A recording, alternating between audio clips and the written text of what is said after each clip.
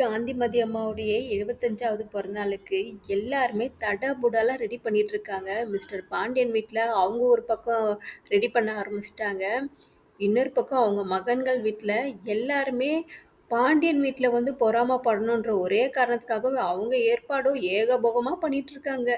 கதிர் ஒரு பக்கம் ஸ்பெஷல் கிஃப்ட்டா ஒண்ணு அரேஞ்ச் பண்ணிட்டு இருக்காரு. ஒரு ஆர்டிஸ்ட்ட ஆஃபீஸ்க்கு கூட்டிட்டு வராரு. டிராவல்ஸ் ஓனர் அம்மா அவங்கள கூப்பிட்டு உட்கார வச்சு கார் டீட்டெயில்ஸ் எல்லாத்தையும் எக்ஸ்பிளைன் பண்ணிட்டு இருக்காங்க. அதை பார்த்து கதிர் சிரிக்க, நீ தாத்தா ஃபோட்டோவை எடுத்து காட்டு, அவர் பார்த்துப்பாருன்னு சொல்லி தாத்தா ஃபோட்டோவை பார்த்து அவர் ஒரு ஃபோட்டோவை வரைகிறாரு.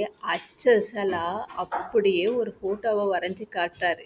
அதை பார்த்து கதிர் பொண்டாட்டி சந்தோஷத்துல குதி குதி குதிக்கிறாங்க. இன்னொரு பக்கம் கோமதி அம்மா சத்தத்துல உட்காந்துக்கிட்டு என் பேர பிள்ளைங்க பொண்ணு வீட்டிலேருந்து எல்லாரும் வருவாங்களான்னு காத்துட்டு இருக்காங்க. எட்டி எட்டி பார்க்குறாங்க அந்த அம்மா. அம்மா கிட்ட ஆசீர்வாதம் வாங்குறதுக்கு ஒவ்வொருத்தரா வந்துட்டு இருக்காங்க. அதுல பெரியவர் வந்த உடனே அம்மா காலில் விழுந்து ஆசீர்வாதம் வாங்கிறாரு. இந்த சின்னவர் இருக்காரு, வெறாப்பு பிடிச்ச மனுஷன், என்னெல்லாம் ஆத்தா ஆசீர்வாதம் பண்ணாது, அவங்க பொண்ணை தான் ஆசீர்வாதம் பண்ணுன்னு சொல்லிட்டு வீராப்பு வசனம் பேசுறாரு. உடனே ஆத்தா என்ன பண்றாங்க, டேய் இந்த நாள்ல யார்கிட்டயும் பிரச்சனை போகக்கூடாது, சத்தியம் பண்ணி கொடுறான்னு கேட்குறாங்க. ஆனா அவர் சத்தியம் பண்ணி தர மாட்டாரு. பெரியவர் பார்த்தாரு, கையை பிடிச்சி அம்மா கையில் வச்சு, ஆத்தா நாங்கள் யார் பேச்சுக்கும் பிரச்சனைக்கே போக மாட்டோம், இந்த நாளில் நீ வேணா பாரு சொல்லிட்டு சத்தியம் பண்ணி கொடுத்துட்றாங்க. குமாரும் சத்தியம் பண்ணி கொடுத்துட்றான். ஆத்தா நான் யார் பிரச்சனைக்கும் போகல ஆத்தா, நான் கம்முன்னு இருப்பேன்னு சொல்லிட்டு குமாரும் சத்தியம் பண்ணி கொடுத்துட்றாரு. பழனி வராரு.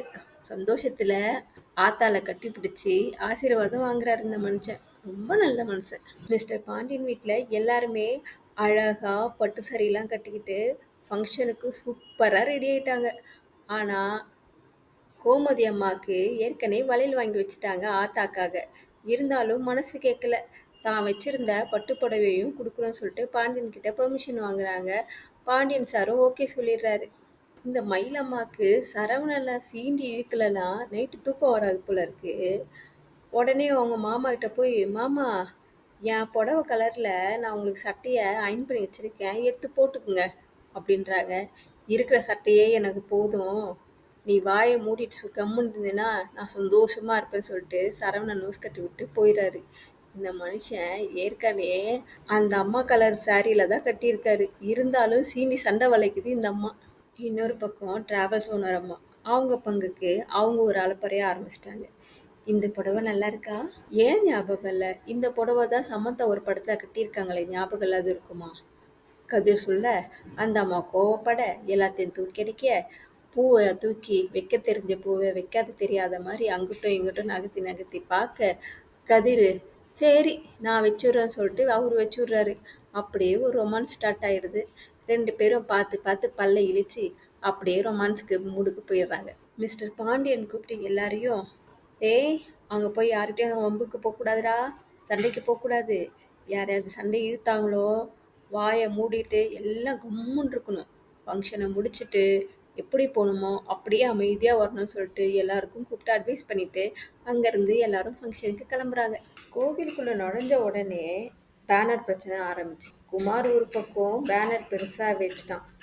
அதுக்கு ஆப்போசிட்டில் கதிர் ஒரு பெரிய பேனர் வச்சுட்டான். இதை பார்த்த குமார் வீட்டில் அண்ணன் தம்பிங்கெல்லாம் கோவப்படுறாங்க. டேய் நான் சத்தியம் பண்ணி தான் கூப்பிட்டு வந்திருக்கேன், நீங்கள் பாட்டு வெட்டு குத்துன்னு இறங்குனீங்க, நான் அப்படியே இப்பயே நான் கிளம்பிடுறேன், சத்தியம் கொடுத்ததை காப்பாத்துக்கலன்னு சொல்லிட்டு கோமதி அம்மா ஒத்த காலில் நிற்கிறாங்க. இருந்தாலும் பெரியவர் சொல்கிறாரு, அத்தா என்னால் எந்த பிரச்சனையும் வராது அத்தான்னு சொல்லிட்டு தம்பியை சமாதானப்படுத்தி கோயிலுக்குள்ளே கூட்டிகிட்டு போகிறாரு. டேய் அவங்க பேனர் தானடா வச்சுருக்காங்க, நம்ம சாப்பாட்டில் பார்த்துக்கலாம் விட்டுறா, தட்டா போட்டெல்லாம் கறி விருந்தை ஏற்பாடு பண்ணியிருக்கோம், நம்ம பார்த்துக்கலாம்னு சொல்லிட்டு அவர் ஒரு பக்கம் தம்பியை சமாதானப்படுத்தி கூட்டிகிட்டு போயிடுறாரு. பர்த்டே பேபியை கோவப்படுத்தி பார்க்கலன்னா இந்த பிள்ளைகளுக்கு தூக்கமே வராது போல இருக்கு. பூஜைக்கு டைம் ஆயிடுச்சு, வாங்க பூஜை ஏற்பாடு பண்ணணும்னு சொல்லிட்டு எல்லாரும் கூப்பிடுறாங்க. காந்திமதி அம்மா வெயிட் பண்ணிட்டு இருக்காங்க. என் பொண்ணு வரட்டும் அப்படியே பூஜையை ஸ்டார்ட் பண்ணிடலான்னு சொல்கிறாங்க. பிள்ளைகளுக்கு கோவம் தாங்க முடியல, உடனே குதிக்கிறானுங்க. குமார் என்ன சொல்கிறான், அத்தை வரட்டும் நம்ம பூஜையை ஸ்டார்ட் பண்ணலான்னு சொல்கிறான். அவனுக்கு பொலிர்னு ஒரு அறை. கோவிலுக்குள்ள காந்திமதி அம்மா பொண்ணு வந்தாதான் பூஜையே ஆரம்பிப்பேன்னு பிரச்சனை பண்ணிட்டு நின்றுட்டு இருக்காங்க. அங்க உள்ள ஒரு கலவரமே ஓடிட்டு இருக்கு. கூலா ரிலாக்ஸா பொறுமையா வந்து வாசல்லையே வெயிட் பண்ணிட்டு ஆளுக்கு ஒரு ஒரு பிரச்சனைய பண்ணிட்டு இருக்காங்க இந்த பாண்டியன் வீட்ல. அந்த பிரம்மாண்டமான பேனர பார்த்து எல்லாரும் சந்தோஷப்படுறாங்க. மீனாவுடைய அப்பா மட்டும் இந்த பேனர வச்சு பெரிய பிரச்சனையே பண்ணியிருப்பாங்க போல இருக்கு சொல்லிட்டு அவரு ஒரு சந்தோஷத்த செலிப்ரேட் பண்ணிட்டு இருக்காரு. கோவில் வாசல்லயே நிக்க வச்சு பசங்களுக்கெல்லாம் ஒரே அட்வைஸ் மிஸ்டர் பாண்டியன். உள்ள போய் எல்லாம் அமைதியா இருக்கணும். யார்கிட்டயும் வம்பு தும்புக்கே போகக்கூடாது.